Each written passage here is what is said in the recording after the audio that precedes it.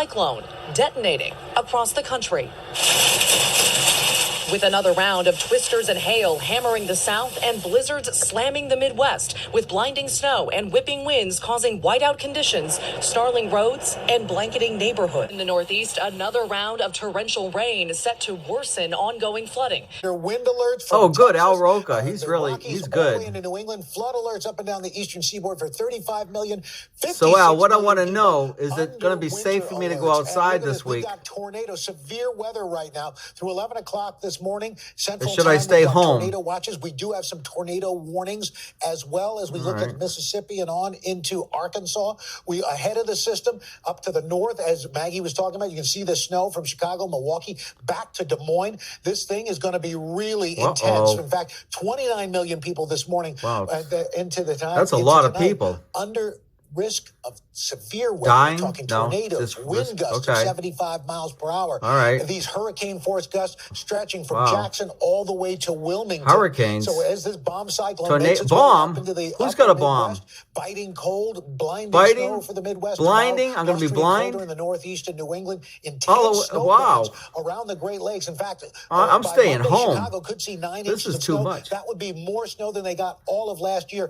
Hourly snowfall rates of 1 to 2 inches likely around the Great Lakes. Probably hear some thunder snow. This is bad. Isolated This amounts is really of 3 bad. inches of more in the Northeast and New England. And guess what? What? Coming up next week. What? Here we go again. Another Oh, storm no. possible toward the end of So the I week. can't go out We're next gonna week get either? the track uncertain, but So with cold air in place, I'll stay we could home finally then. be seeing some snow.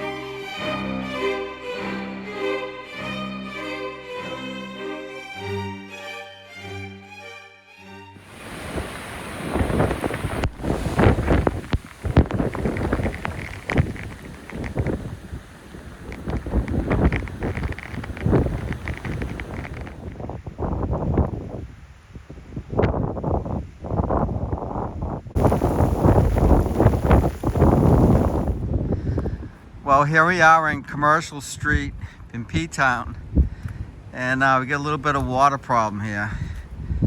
This last storm has created a situation here that we can't even get through. This is just after the storm. You can see we've had a little bit of flooding. This is probably a mixture of fresh and salt, because right behind me is the ocean. So it looks like it broke through. But yeah, this is what happens when you live on the ocean. Yeah. Yeah, I've been out here squalling, but I didn't get any. I've never gotten any. But after a storm, they say they really wash up pretty good. Yeah. You missed all the good stuff. Oh, I know. This is low tide compared to what high tide must have been like. Yeah, but still. She took without that wall. These are breakaway doors, by the way. See that? So if the ocean comes in, these doors come out, and the water doesn't destroy the foundation. Gets the door? Yeah.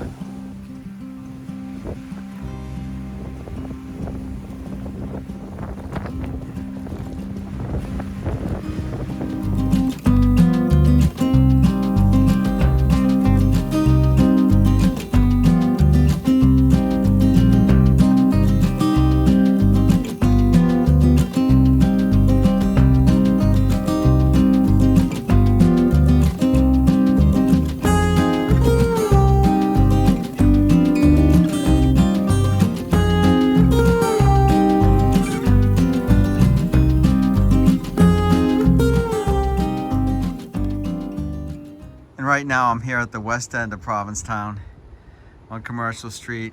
This area usually gets it bad, but it doesn't look too bad. As you can see, there's a lot of beach sand on the road here.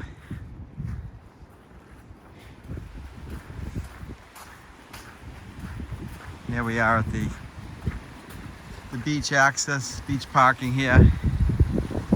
Everything's tame now. And this is when you want to go look for scallops because they wash up from the storm. Good time to go. Right now I'm here at the very end of Provincetown, at the end of Commercial Street. This is the Provincetown Inn. And you got a little bit of an ocean here. So certain areas, the low-lying areas, yeah, they got flooded.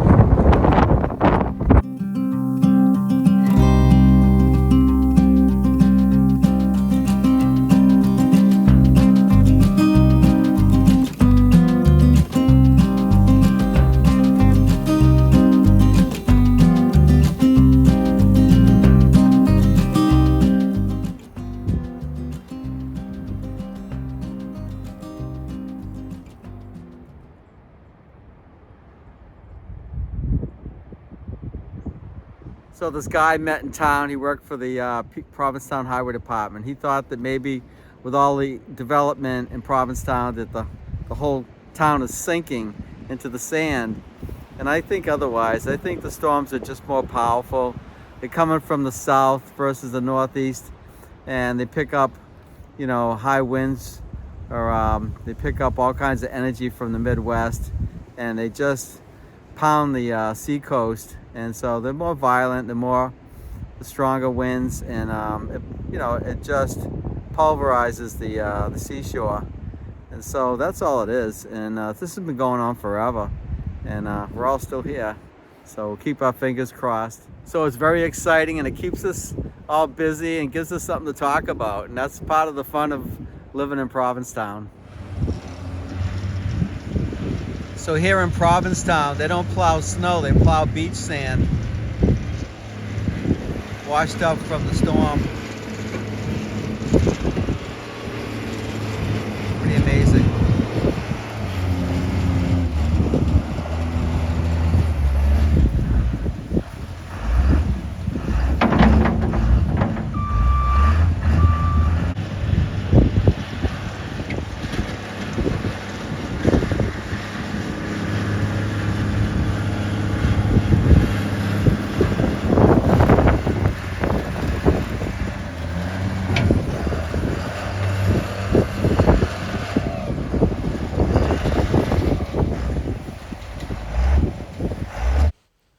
As you can see, I went to work and I braved the storm.